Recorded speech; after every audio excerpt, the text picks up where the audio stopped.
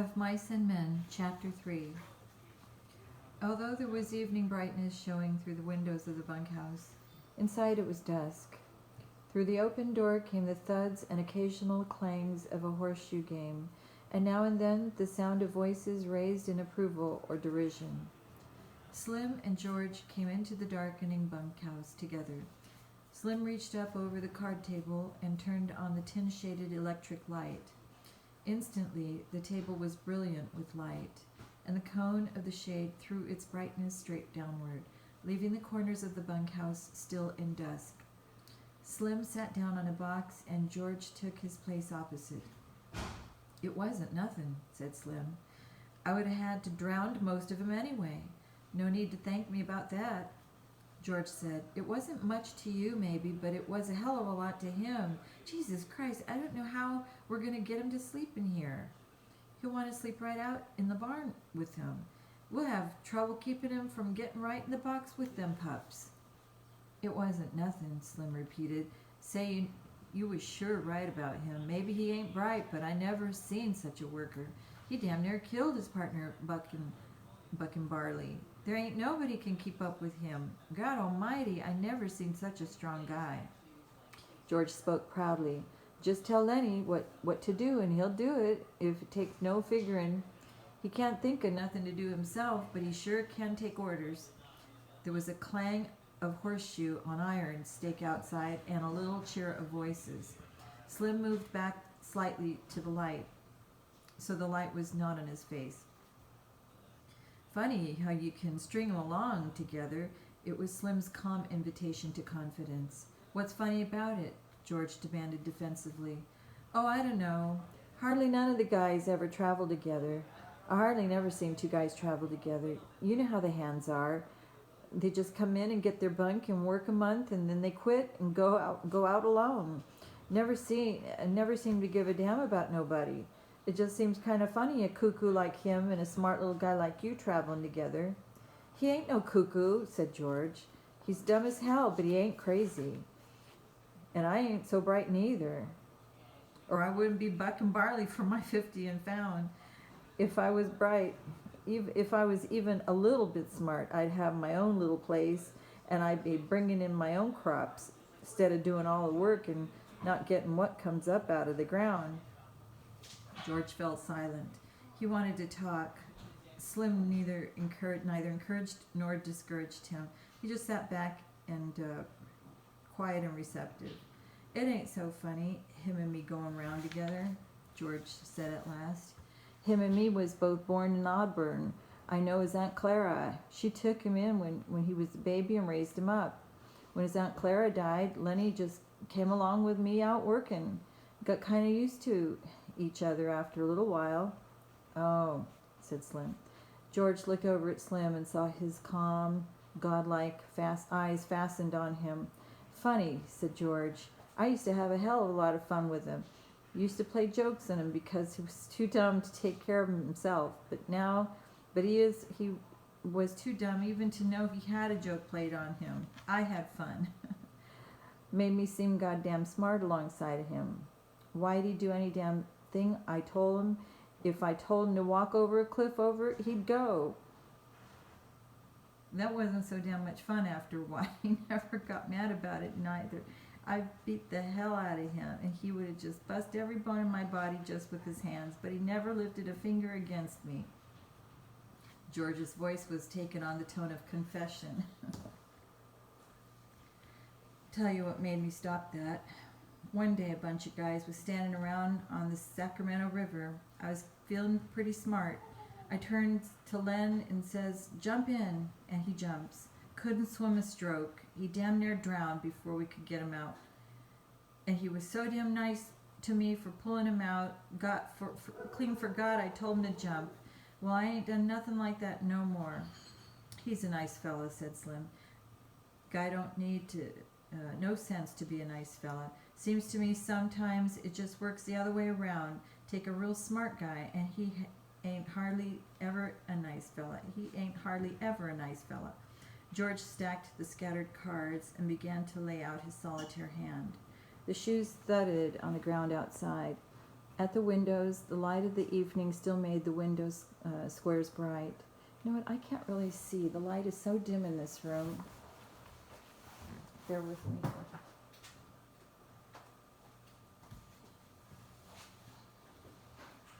I'm in another room because, anyway, I'll spare you the details. At the window, the light of the evening still made the window squares bright. I ain't got no people, George said. I seen the guys that go round on the ranches alone. That ain't no good. They don't have no fun. After a long time, they get mean. They get wanting to fight all the time. Yeah, they get mean, Slim agreed. They get so they don't want to talk to nobody. Of course, Lenny's a goddamn nuisance most of the time, said George, but you get used to going around with the guy and you can't get rid of him. He ain't mean, said Slim. I can see Lenny ain't mean a bit. Of course he ain't mean, but he gets into trouble all the time because he's so goddamn dumb. Like what happened in Weed. He stopped in the middle of turning over a card. He looked alarmed and peered over at Slim. You wouldn't tell nobody? What do you do at Weed? Slim asked calmly. You wouldn't tell? No, of course you wouldn't. What do you do in Weed? Slim asked again. Well, he seen this girl in a red dress. Dumb bastard like he is, he wants to touch everything he likes, just wants to feel it. So he reaches out to touch this red dress and the girl lets out a squawk. And that gets Lenny all mixed up and he holds on because that's the only thing he can think to do. Well, this girl squawks and squawks. I was just a little bit off and I heard all the yelling, so I comes running. And by the time Lenny's so scared, all I can think to do is just hold on. I socked him over the head with a fence picket to make him let go. He was so scared, he couldn't let go of that dress. And he's so goddamn strong, you know. Slim's eyes were level and unwinking. He nodded very slowly. So what happens? George carefully built his line of solitaire cards. Well, that girl rabbits in and tells the law she's been raped. The guys in Weed start a party out looking for Lenny, and so we sit in an irrigation ditch until underwater all the rest of that day. Got only our heads sticking out from the side of the ditch, and that night we scrammed out of there. Slim sat in silence for a moment. Didn't hurt the girl none, huh? He asked finally. Hell no, he just scared her. I'd be scared too if he grabbed me, but he never hurt her. He just wanted to touch that red dress, like he wants to pet them pups all the time. He ain't mean, said Slim. I can tell a mean guy a mile off. Course he ain't, and he'll never do any damn thing Lenny came in through the door. He wore his blue denim coat over his shoulders like a cape, and he walked hunched way over. Hi, Lenny, said George. How do you like the pup now? Lenny said breathlessly. He's brown and white, just like I wanted. He went directly to his bunk and lay down. Leave the cat alone. Leave her alone. She doesn't like it when you do that. Oh, Kitty, you're not going to come and distract. Come on, you guys. Dog, kitty, kitty poo, puppy poo. Come on. You can't sit on my pages, cat. I'm reading here. Puppy.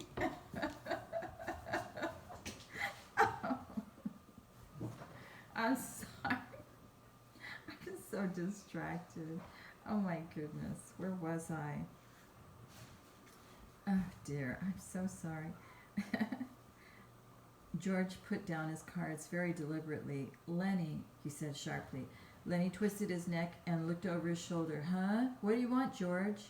I told you couldn't bring that pup in here. What pup, George? I ain't got no pup. George went quickly to him, grabbed him by the shoulder and rolled him over. He reached down and picked the tiny puppy from where Lenny had been concealing it against his stomach. Lenny sat up quickly. Give him to me, George. George said, you get right up and take this pup back to the nest. He's got to sleep with his mother. You want to kill him? Just born last night, and you take him out of the nest. You take him back, or I'll tell Slim not to let you have him. Lenny held out his hands pleadingly. Give him to me, George. I'll take him back. I didn't mean no harm, George. Honest, I didn't. I just wanted to pet him a little. George handed the pup to him. All right, You get him back there quick, and don't you take him out no more. You'll kill him the first thing you know. Lenny fairly scuttled out of the room. Slim had not moved.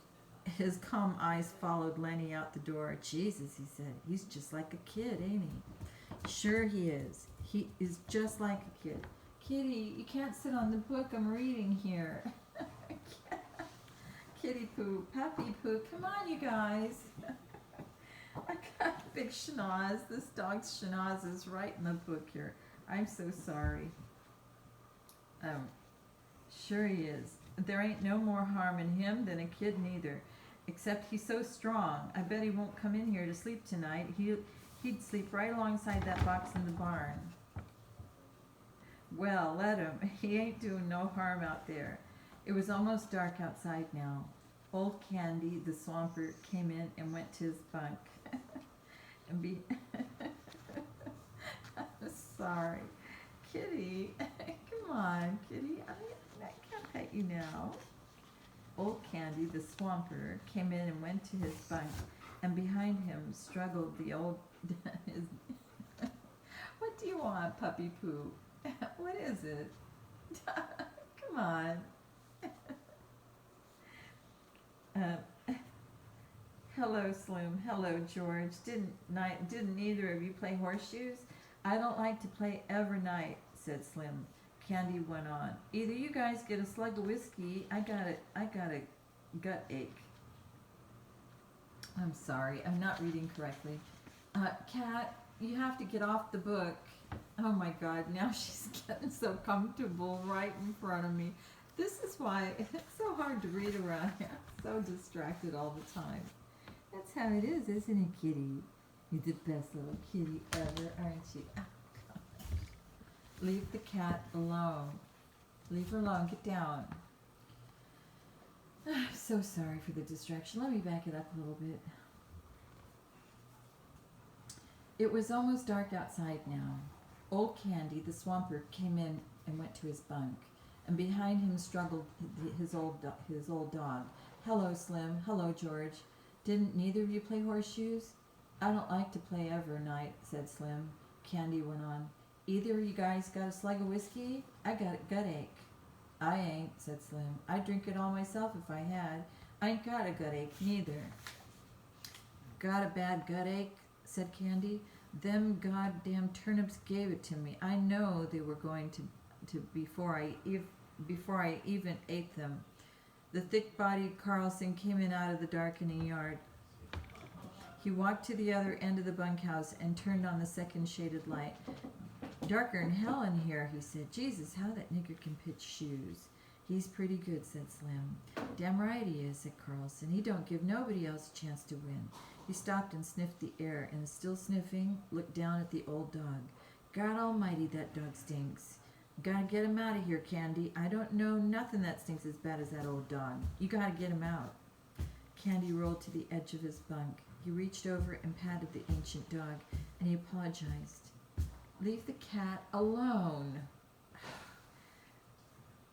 I've been around him so much, I never notice how he stinks. Well, I can't stand him in here, said Carlson. That stink hangs around even after he's gone. He walked over with his heavy-legged stride and looked down at the dog. Got no teeth, he said. He's all stiff with rheumatism. He ain't no good to you, Candy. And he ain't no good to himself. Why don't you shoot him, Candy? The old man squirmed uncomfortably. Well, hell, I had him so long. Had him since he was a pup. I herded sheep with him, he said proudly. You wouldn't think it to look at him now, but he was the best damn sheepdog I ever seen. George said, I seen a guy in Weed that had an Airedale could herd sheep. I learned it from other dogs. Carlson was not to be put off. Look, Candy, this old dog just suffers himself all the time. If you was to take him out and shoot him right in the back of the head, he leaned over and pointed, right there. Why, he'd never know what hit him. Candy looked about unhappily. No, he said softly. No, I couldn't do that. I had him too long. He don't have no fun, Carlson insisted, and he stinks to beat hell. Tell you what, I'll shoot him for you. Then it won't be you that does it. Candy threw his legs off the bunk. He scratched the white stubble whiskers on his cheek nervously. I'm so used to him, he said softly. I had him from a pup. Well, you ain't been kind to him keeping him alive, said Carlson. Look, Slim's bitch got a litter right now. I bet Slim will give you one of them pups to raise up, wouldn't you, Slim? The Skinner had been studying the old dog with his calm eyes. Yeah, he said, you can have a pup if you want to. He seemed to shake himself free for speech. Carl's right, Candy. That dog ain't good to himself. I wish somebody'd shoot me if I get old and cripple. Candy looked helplessly at him, for Slim's opinions were law. Maybe it hurt him, he suggested. I don't mind taking care of him, Carlson said. The way I'd shoot him, he'd probably feel nothing. I put the gun right there, he pointed with his toe, right back of the head. He wouldn't even quiver. Candy looked for help from face to face. It was quite dark outside by now. A young laboring man came in. His sloping shoulders were bent forward, and he walked heavily on his heels, as though he carried the invisible grain bag. He went to his bunk and put his hat on the shelf. Then he picked up a pulp magazine from his shelf and brought it to the light over the table. Did I show you this, Slim? He asked. Show me what?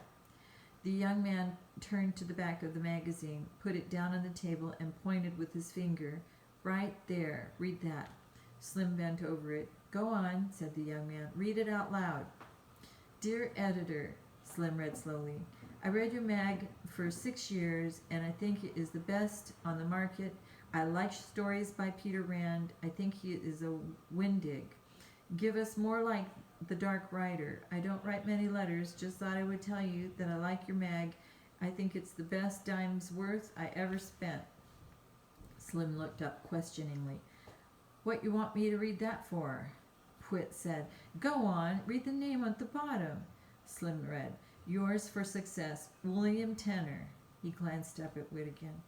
What you want me to read that for? Whit closed the magazine impressively. Don't you remember Bill Tenner worked here about 3 months ago? Slim thought. Little guy? He asked. Drove a cultivator? That's him, Whit cried. That's the guy. You think he's the guy who wrote this letter? I know it. Bill and me was in here one day. Bill had one of them books that just come in. He was looking in it and he says, I wrote a letter. Wonder if they put it in the book. But it wasn't there, Bill says. Maybe they're saving it for later. And that's just what they done. There it is. Guess you're right, said Slim. Got it right in the book. George held out his hand for the magazine. Let's look at it. Whit found the place again, but he did not surrender his hold on it. He pointed out the letter with his forefinger, and then he went to the box shelf and laid the magazine carefully in. I wonder if Bill's seen it, he said. Bill and me worked in that patch of field peas. Run cultivators, both of us. Bill is a hell of a nice fella. During the conversation, Carlson had refused to be drawn in. He continued to look down at the old dog. Candy watched him uneasily. At last Carlson said, If you want me to, I'll put the old devil out of his misery right now and get it over with. Ain't nothing left for him. Can't eat, can't see, can't even walk without hurting. Candy said hopefully, You ain't got no gun. The hell I ain't. Got a lugger? A lugger? It won't hurt him none at all. Candy said, Maybe tomorrow. Let's wait till tomorrow. I don't see no reason for it, said Carlson. He went to his bunk, pulled his bag from underneath it, and took out a Luger pistol. Let's get it over with, he said. We can't sleep with them stinking around in here. He put the pistol in his hip pocket. Candy looked a long time at Slim to try to find some reversal, and Slim gave him none. At last, Candy said softly and hopelessly, All right, take him. He did not look down at the dog at all. He lay back on his bunk and crossed his arms behind his head and stared at the ceiling. From his pocket, Carlson took a little leather thong. He stooped over and tied it around the old dog's neck. All the men except Candy watched him. Come, boy, come on, boy, he said gently, and he said apologetically to Candy, He won't even feel it. Candy did not move nor answer him. He twitched the thong. Come on, boy. The old dog got slowly and stiffly to his feet, and followed the gentle pushing pulling leash. Slim said, "Carlson." "Yeah? You know what to do." "What you mean, Slim?" "Take a shovel," said Slim shortly. "Oh, sure, I get you." He led the dog out into the darkness. George followed to the door and shut the door and set the latch gently in its place. Candy lay rigidly on his bed, staring at the ceiling.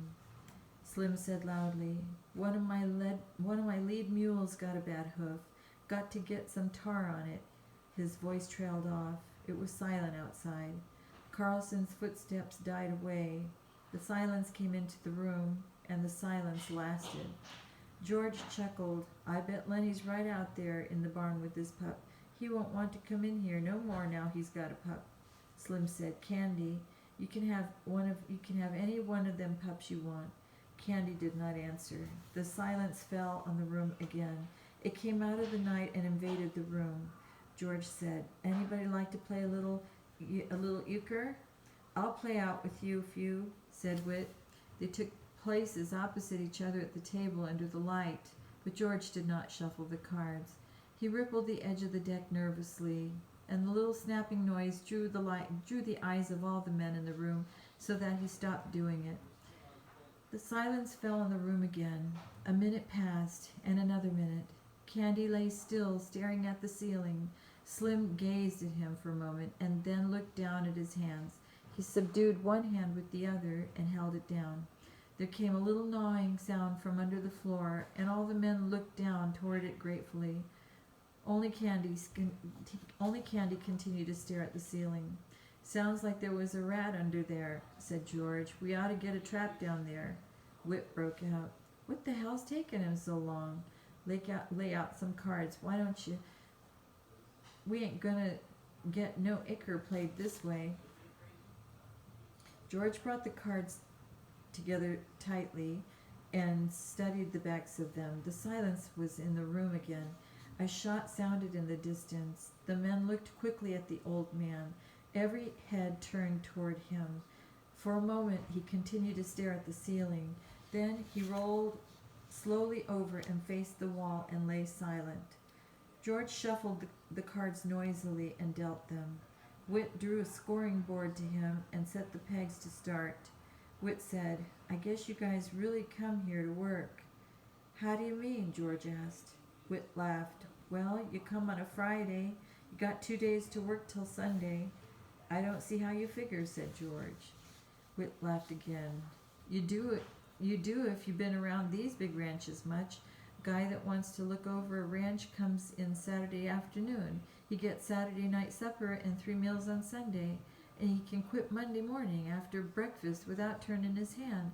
But you come to work Friday noon. You got to put in a day and a half no matter how you figure. George looked at him levelly. "We're going to stick around a while," he said. "Me and Lenny's going to roll up a steak." The door opened quietly, and the stable buck put in his head, a lean Negro head, lined with pain, the eyes patient. "Mr. Slim?"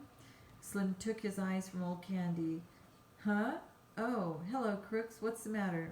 "You told me to warm up tar for that mule's foot. I got it warm." "Oh, sure, Crooks. I'll come right out and put it on." "I can do it if you want, Mr. Slim." "No, I'll come do it myself." He stood up. Crooks said, "Mr. Slim?" "Yeah?" "That big new guy's messing around with your pups out in the barn." "Well, he ain't doing no harm. I give him one of them pups." "Just thought I'd tell you," said Crooks. "He's taking them out of the nest and handling them. That won't do them no good." "He won't hurt him," said Slim. "I'll come along with you now." George looked up. "If that crazy bastard's fooling around too much, just kick him out, Slim." Slim followed the stable buck out of the room. George dealt, and Whit picked up his cards and examined them. "Seen the new kid yet?" he asked. "What kid?" George asked. "Why, Curly's new wife." "Yeah, I seen her." "What, ain't she a Lulu?" "I ain't seen that much of her," said George. Whit laid down his cards impressively. "Well, stick round and keep your eyes open. You'll see plenty. She ain't concealing nothing. I never seen nobody like her. She got the eye going all the time on everybody. I bet she even gives the stable buck the eye. I don't know what the hell she wants." George asked casually. "Been any trouble since she got here?" It was obvious that Whit was not interested in his cards. He laid his hand down and George scooped it in. George laid out his deliberate solitaire hand, 7 cards and 6 on top, and 5 on top of those. Whit said, I see what you mean. No, they ain't been nothing yet. Curly's got yellow jackets in his drawers, but that's all so far. Every time the guy's around, she shows up. She's looking for Curly, or so she thought, or she thought she left something laying around and she's looking for it. Seems like she can't get away from guys. And Curly's pants is just crawling with ants, but they ain't nothing come of it yet. George said, she's gonna make a mess. They're gonna be a bad mess about her. She's a jailbait all set on the trigger. That Curly got his work cut out for him. Ranch with a bunch of guys on it ain't no place for a girl especially like her. Whit said, if you got ideas, you ought to come in town with us guys tomorrow night. Why? What's doing? Just the usual thing. We go into Old Susie's place. Hell of a nice place. Old Susie's laugh, always cracking jokes. Like she says, when we come up on the porch last Saturday night, Susie opens the door and then she yells over her shoulder, get your coats on, girls. Here comes the sheriff. She never talks dirty neither. Got 5 girls there. What's it set you back? George asked. 2.5. You can get a shot for 2 bits. Susie got nice chairs to sit in too. If a guy don't want to flop, why he can just sit in the chairs and have a couple or 3 shots and pass the time of day, and Susie don't give a damn. She ain't rushing guys through and kicking them out if they don't want to flop. Might go in and look the joint over, said George. Sure, come along. It's a hell of a lot of fun, her cracking jokes all the time. Like she says one time, she says, I've known people that they got a rag rug on the floor and a Cupid doll lamp on a phonograph. They think they're running a parlor house. That's Clara's house she's talking about.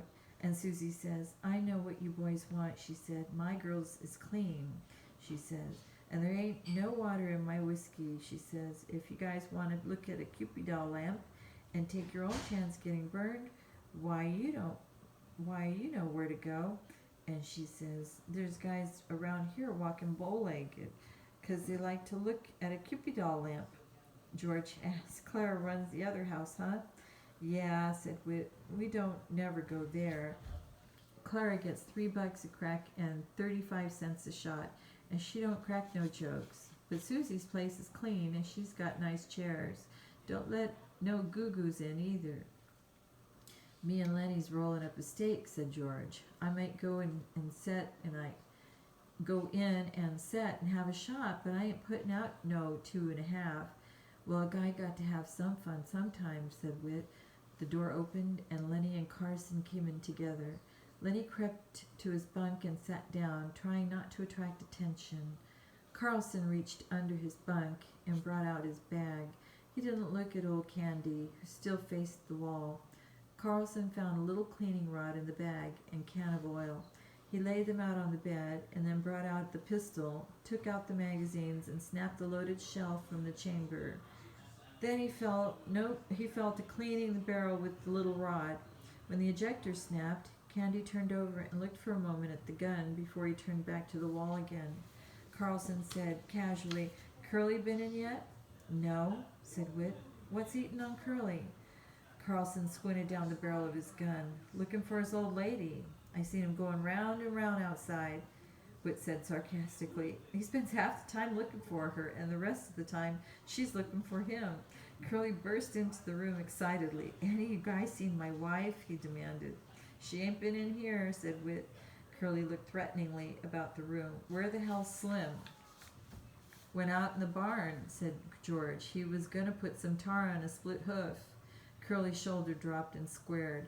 How long ago did he go? 5-10 minutes. Curly jumped out the door and banged it after him. Whit stood up. I guess maybe I'd like to see this, he said. Curly's just spoiling, or he wouldn't start for Slim. And Curly's handy, goddamn handy, got in the finals for the Golden Gloves. He got newspaper clippings about it. He considered. He considered, but just the same, he better leave Slim alone. Nobody don't know what Slim can do. Thinks Slim's with his wife, don't he? Said George. Looks like it, Whit said. Course Slim ain't. Least I don't think Slim is, but I like to see the fuss of it, the fuss if it comes off. Come on, let's go. George said, I'm staying right here. I don't want to get mixed up in nothing. Lenny and me got to make a steak. Carlson finished the cleaning of the gun and put it in the bag and pushed the bag under his bunk. I guess I'll go out and look her over, he said. Old Candy lay still, and Lenny from his bunk watched George cautiously. When Whit and Carlson were gone and the door closed after them, George turned to Lenny. What you got on your mind? I ain't done nothing, George. Slim says I better not pet them pups too much for a while. Slim says it ain't good for them, so I come right in. I been good, George. I could have told you that, said George. Well, I wasn't hurt none of them. I just had mine in my lap petting it, George asked. Did you see Slim out in the barn? Sure I did. He told me I better not pet that pup no more. Did you see that girl? You mean Curly's girl? Yeah. Did she come in the barn? No. Anyway, I never seen her. You never seen Slim talking to her? She ain't been in the barn. Okay, said George. I guess them guys ain't gonna see no fight. If there's any fightin', Lenny, you keep out of it. I don't want no fights, said Lenny. He got up from his bunk and sat down at the table across from George. Almost automatically, George shuffled the cards and laid out his solitaire hand. He used a deliberate, thoughtful slowness. Lenny reached for a face card and studied it, then turned it upside down and studied it. Both ends the same, he said. George, why is it both ends the same? I don't know, said George. That's just the way they make 'em. What was Slim doing in the barn when you seen him? Slim? Sure, you seen him in the barn and he told you not to pet the pup so much.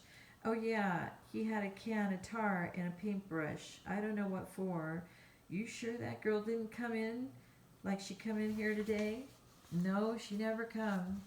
George sighed. You give me a good whorehouse every time, he said. A guy can go in and get drunk and get everything out of his system all at once and no messes.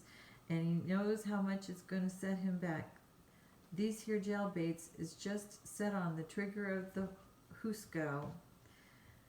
Lenny followed his words admiringly and moved his lips a little to keep up. George continued, You remember Andy Cushman, Lenny? Went to grammar school? The one that his old lady used to make hot cakes for the kids? Lenny asked. Yeah, that's the one. You can remember anything if there's anything to eat in it. George looked carefully at the solitaire hand. He put an ace up on his scoring rack and piled a 2, 3, and 4 of diamonds on it. Andy's in San Quentin now on account of the tart, said George. Lenny drummed on the table with his fingers. George? Huh?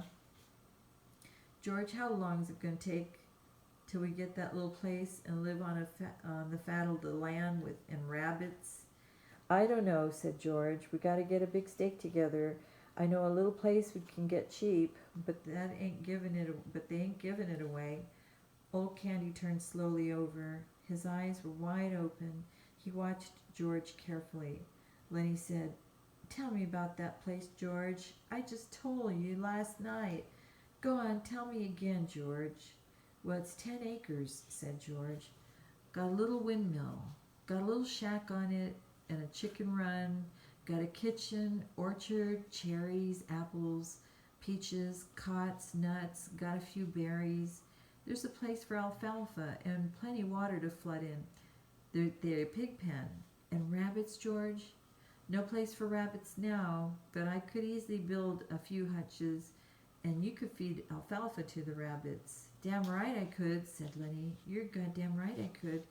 George's hand stopped working with the cards. His voice was growing warmer. And we could have a few pigs. I could build a smoker house like the one Grandpa had, and when we kill a pig, we can smoke the bacon and the hams and make sausage and all like that. And when the salmon run up the river, we could catch 100 of them and salt them down and smoke them. We could have them for breakfast. They ain't nothing so nice as smoked salmon. When the fruit come in, we could We could can it and with tomatoes, and they're easy to can. Every Sunday could kill a chicken or a rabbit. Maybe we'd have a cow or a goat, and the cream is so goddamn thick you could cut it with a knife and take it out with a spoon. Lenny watched him with wide eyes, and old Candy watched him too. Lenny said softly, "We could live out of the fat of the land." "Sure," said George. All kins of vegetables in a garden, and we want a little whiskey, and we can sell a few eggs or something, or some milk. We just live there. We'd belong there. There wouldn't be no running around the country and getting fed by a Jap cook. No, sir. We'd have our own place where we belonged, and not sleep in no bunkhouse." "Tell about the house, George," Lenny begged. "Sure, we'd have a little house and a room to ourselves, a little fat iron stove, and in the winter we'd keep a fire going on it. It ain't enough land, so we'd have to work too hard, maybe 6-7 hours a day. We wouldn't have to buck no barley 11 hours a day, and when we put it in a crop, why, we'd be there to take the crop up. We'd know what's coming of our planting." "And rabbits," Lenny said eagerly. I'd take care of them. Tell how I'd do that, George." "Sure, you'd go out to the alfalfa patch, and you'd have a sack, and you'd fill up the sack and bring it in and put it in the rabbits' cages. They'd nibble and they'd nibble," said Lenny, the way they do. I seen 'em. "Every 6 weeks or so," George continued, them does would throw a litter, so we'd have plenty rabbits to eat and to sell, and we'd keep a few pigeons to go flying around the windmill like they done when I was a kid." He looked raptly at the wall over Lenny's head. "Are you okay, Kitty?"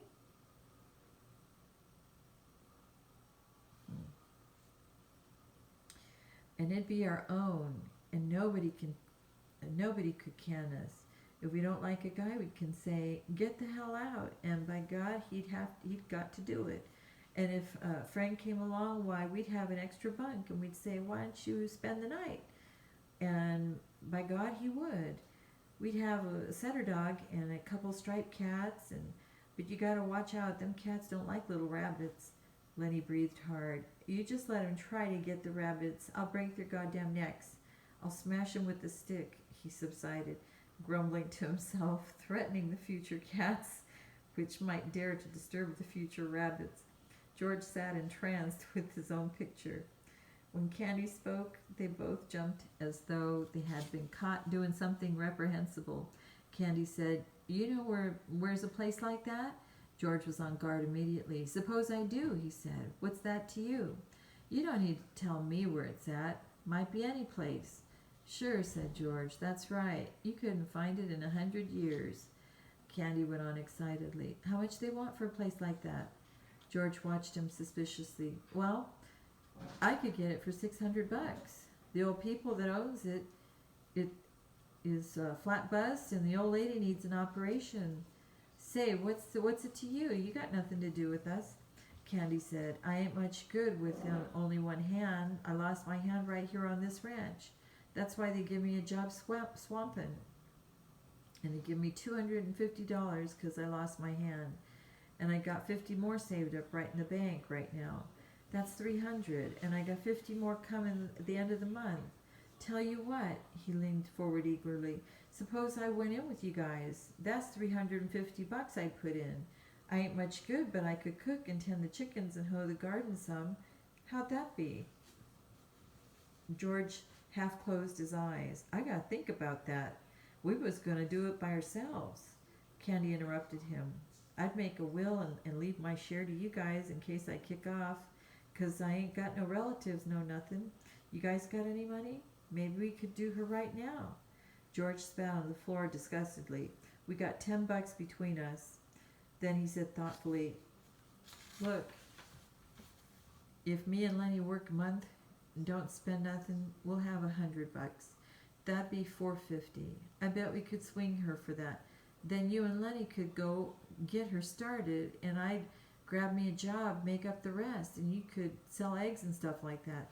They fell into a silence. They looked at one another amazed. This thing they had never really believed in was coming true. George said reverently, Jesus Christ, I bet we could swing her. His eyes were full of wonder. I bet we could swing her, he repeated softly. Candy sat on the edge of his bunk. He scratched the stump of his wrist nervously. I got hurt 4 years ago, he said. They'll can me pretty soon. Just as soon as I can't swamp out no bunkhouses, they'll put me out the country. Maybe if I give you guys my money, you'll let me hoe in the garden even after I ain't no good at it. And I'll wash dishes and little chicken stuff like that. But it'll be our own place, and I'll bet I'll be let to work on our own place, he said miserably. You seen what they done to my dog tonight. They says he wasn't no good to himself nor anybody else. When they can me here, I wished someone shoot me, but they won't do nothing like that. I won't have no place to go, and I can't get no more jobs. I'll have $30 more coming time you guys is ready to quit. George stood up. We'll do her, he said. We'll fix up that old little place, and we'll go live there. He sat down again. They all sat still, all bemused by the beauty of the thing. Each mind was popped into the future when this lovely thing should come about. George said wonderingly, suppose there was a carnival or a circus come to town, or a ball game, or any damn thing. Old Candy nodded in appreciation of the idea. We'd just go to her, George said. We wouldn't ask nobody if we could just say, we'll go to her, and we would just milk the cow and sling some grain to the chickens and go to her. And put some grass to the rabbits, Lenny broke in. I would never forget to feed them. When are we going to do it, George? In 1 month. Right smack in 1 month. Know what I'm going to do? I'm going to write to them old people that owns the place that will take it, and Candy'll send $100 to bind her. Sure will, said Candy. They got a good stove there. Sure, got a nice stove. Burns coal or wood. I'm going to take my pup, said Lenny. I bet, by Christ, he likes it there. By Jesus. Voices were approaching from outside. George said quickly, don't tell anybody about this. Just us three and no one else. They're liable to can us, so we can't make no stake. Just go on like we was gonna buck barley the rest of our lives. Then all of a sudden, someday we'll go get our pay and scram out of here. Lenny and Candy nodded, and they were grinning with delight. Don't tell nobody, Lenny said to himself. Candy said, George, huh? I ought to shot that dog myself, George. I shouldn't have ought to let no stranger shoot my dog.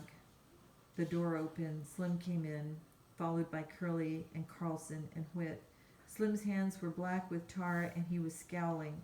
Curly hung close to his elbow. Curly said, well, I didn't mean nothing, Slim. I just asked you. Slim said, well, you've been asking me too often. I'm getting goddamn sick of it.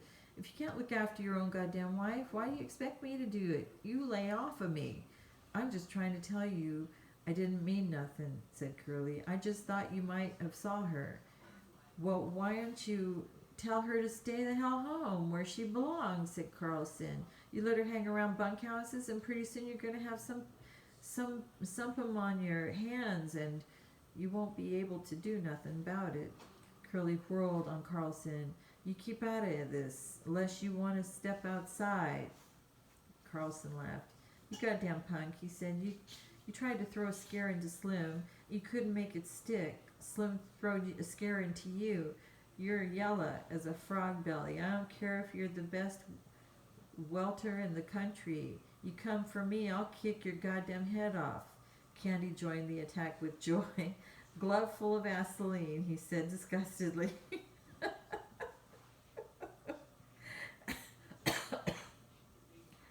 Curly glared at him. His eyes slipped on past and lighted on Lenny. And Lenny was still smiling with delight at the memory of the ranch. Curly stepped over to Lenny like a terrier. What the hell are you laughing at? Lenny looked blankly at him. Huh? Then Curly's rage exploded. Come on, you big bastard. Get up off your feet. No, No big son of a bitch is gonna laugh at me. I'll show you who's yella. Lenny looked helplessly at George, and then he got up and tried to retreat. Curly was balanced and poised. He slashed at Lenny with his left, and then smashed down his nose with the right. Lenny gave a cry of terror. Blood welled from his nose. "George!" he cried. "Make him let me alone, George!" He backed up until he was against the wall, and Curly followed, slugging him in his face. Lenny's hands remained at his sides. He was too frightened to defend himself. George was on his feet, yelling, "Get him, Lenny! Don't let him do that!" Lenny covered his face with huge paws and bleated with terror. He cried, "Make him stop, George!" Then Curly attacked his stomach and cut off his wind. Slim jumped up. "The dirty little rat," he cried. "I'll get him myself." George put out his hand and grabbed Slim. "Wait a minute," he shouted. He cupped his hands around his mouth and yelled, "Get him, Lenny!" Lenny took his hands away from his face and looked about for George, and Curly slashed at his eyes. The big face was covered with blood. George yelled again, "I said get him!" Curly's fist was swinging when Lenny reached for it. The next minute, Curly was flopping like a fish on a line, and his closed fist was lost in Lenny's big hand.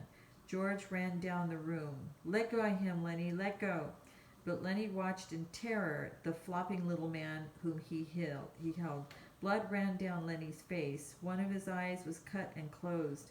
George slapped him in the face again and again, and still Lenny held on to the closed fist. Curly was white and shrunken by now, and his struggling had become weak. He stood crying, his fist lost in Lenny's paw. George shouted over and over, "Let go his hand, Lenny, let go." "Slim, come help him," while the guy got any hand left. Suddenly Lenny let go of his hold. He crouched, covering against the wall. "You told me to, George," he said miserably. Curly sat down on the floor, looking in wonder at his crushed hand. Slim and Carlson bent over him. Then Slim straightened up and regarded Lenny with horror. "We gotta get him to a doctor," he said. "Looks to me like he ever boned in his hand is every bone in his hand is bust." "I didn't want to," Lenny cried. "I didn't want to hurt him." Slim said, "Carlson, you get the candy wagon hitched up. We'll take him into Soledad and get him fixed up." Carlson hurried out. Slim turned to the whimpering Lenny. "It ain't your fault," he said. "This punk sure had it coming to him. But Jesus, he ain't hardly got no hand left." Slim hurried out, and in a moment returned with a tin cup of water. He held it to Curly's lips.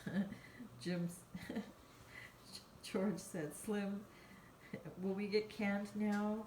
We need the steak. Will Curly's old man can us now?" Slim smiled wryly. He knelt down beside Curly. "You got your senses in hand enough to listen?" he asked. Curly nodded. "Well, then listen," Slim went on. "I think you got your hand caught in a machine.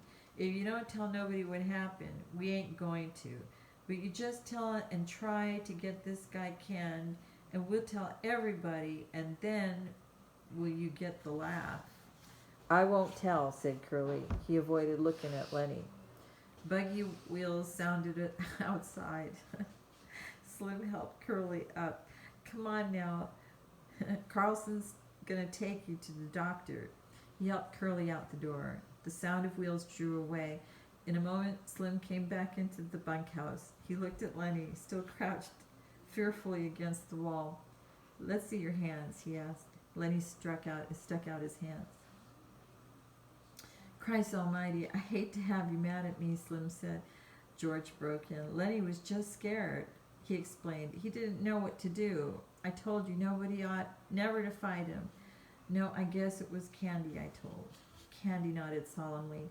"That's just what you done," he said. "Right this morning when Curly first lit into your friend, you says he better not fool with Lenny if he knows what's good for him. That's just what you says to me." George turned to Lenny. "It ain't your fault," he said. "You don't need to be scared no more.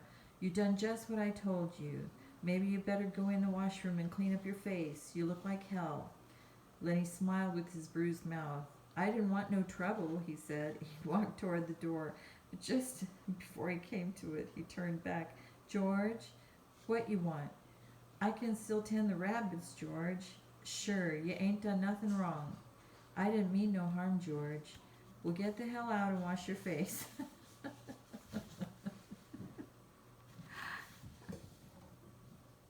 We'll stop right there.